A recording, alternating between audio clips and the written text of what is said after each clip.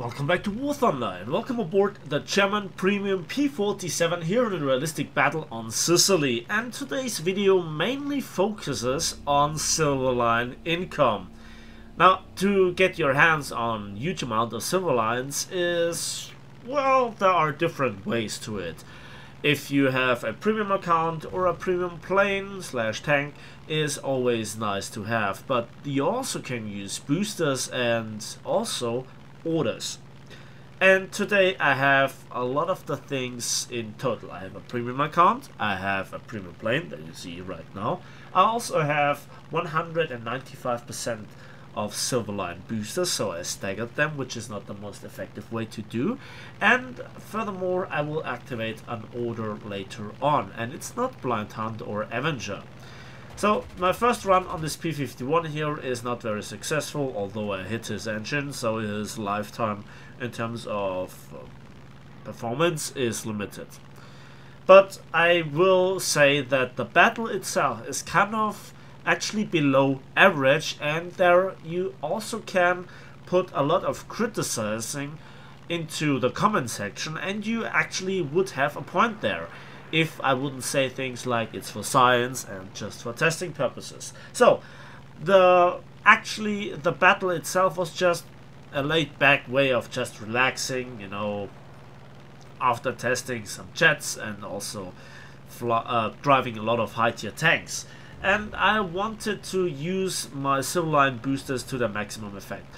I personally don't need Silverlines anymore that urgently, although getting more and more is always nice.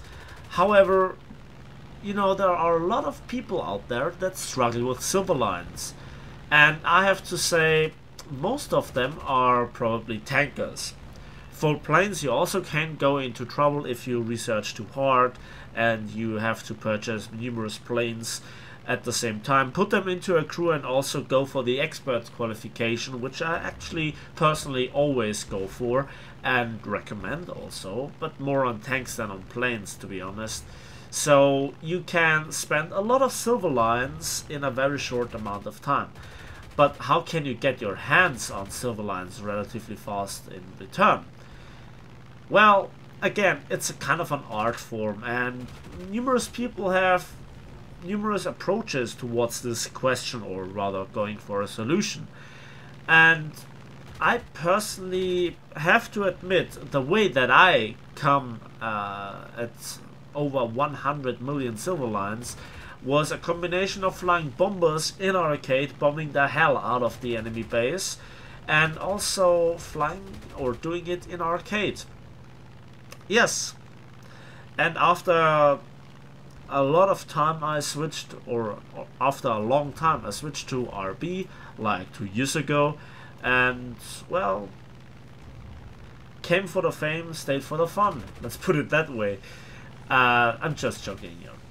But really, realistic battles for planes is, in my opinion, the way to go, although certain planes have a better time in RB, because they can reload in air and so on. But having said that, I want to focus here in this battle on RB.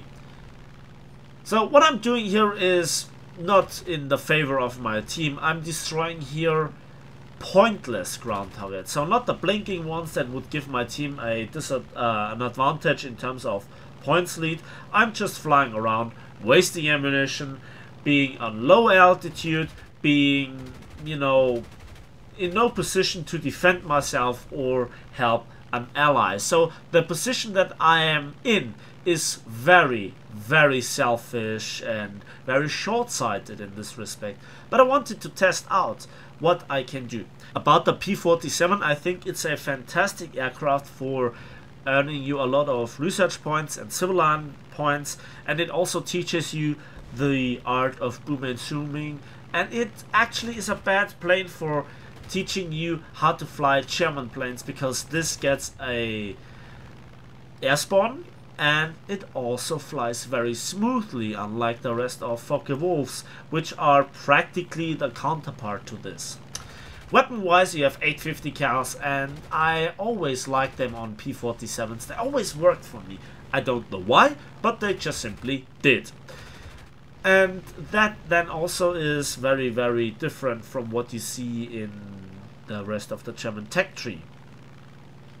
The overwhelming majority of planes have cannons, at least one of them, or up to 6 with certain gun pods, or even more. However, I just think that for pure grinding purposes, it offers you the best of both worlds. You are flying with German teams, but you have a lot of ammunition for a lot of machine guns, so you can do a lot of ground striking.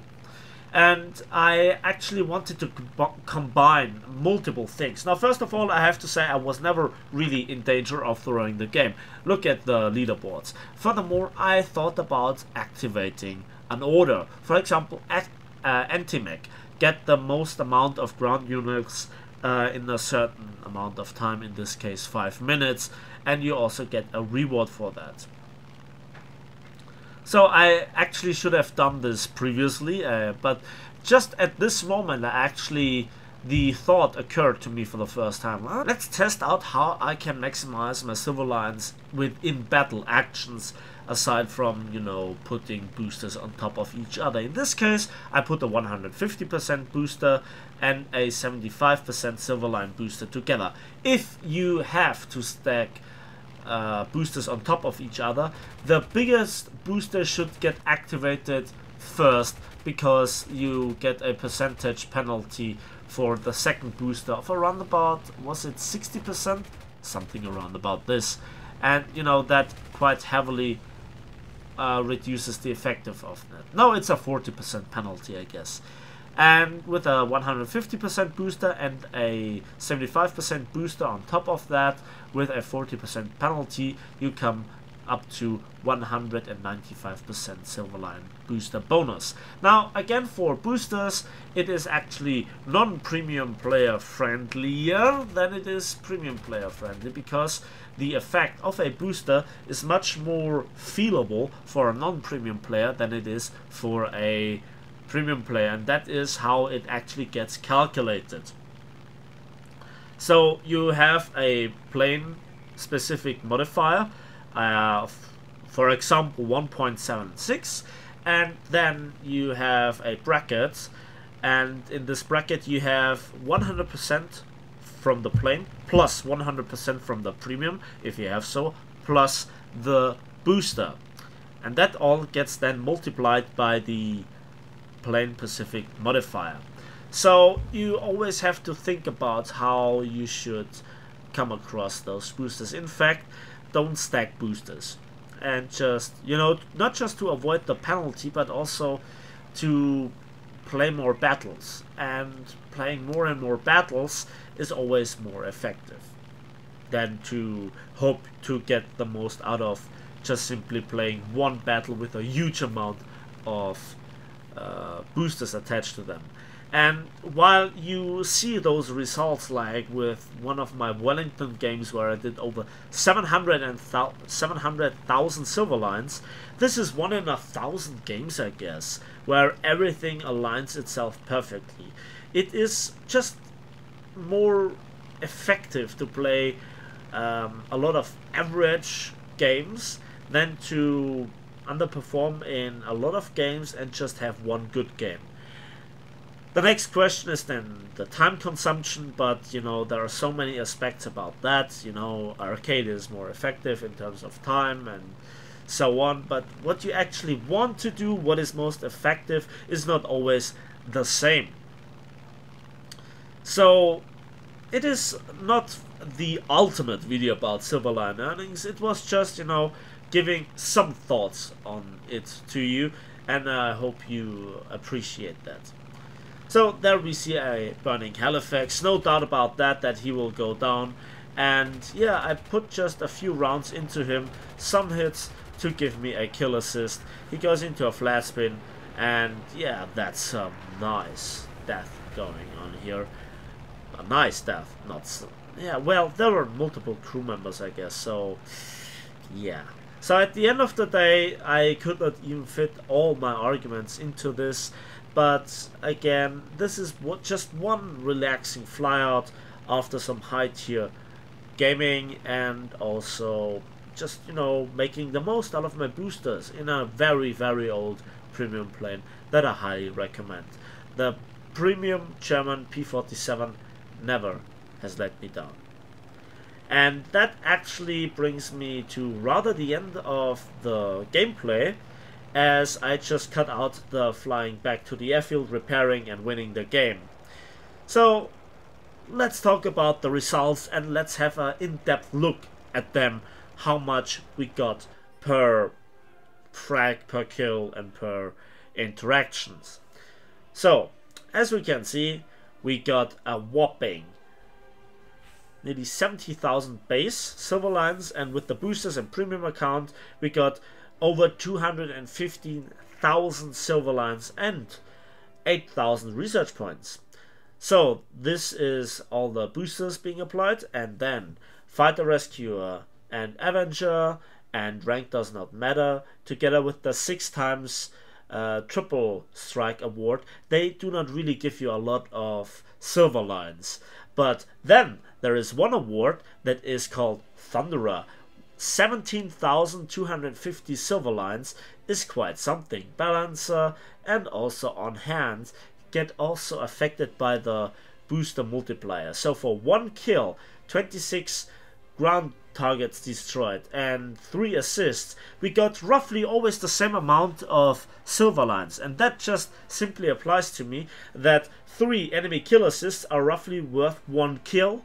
But the most effective way of getting a lot of silver lines is of course killing a lot of players.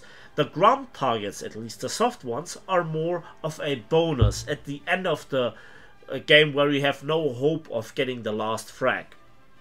But you know, then having said that, what about a lot of like pillboxes? But at the end of the day, do you have access to them? It's not always certain. And you know, it depends on the map, it depends on the enemy, how the battle develops and so on. And at the end of the day, I just have to say, it's very controversial how you approach this, but this is one of the ways to get the most out of your normal booster. Anyway, that's it for me today. So let me know in the comment section if you agree or disagree. What are your secret tips of effectively grinding for silver lines, and do you even have the need for effective silver line grinding, or do you have enough of them? So then also let me know if you think that the pay to progress approach of Gaijin is okay for a free-to-play title, or if they have overdone it. And even if you have access to premium or premium plane / premium tank, and what do you think about their effectiveness. At the end of the day, I just can say thanks for watching, thanks for listening, give this video a like if you did, subscribe if you want to see more, and we'll see each other in the skies of War Thunder.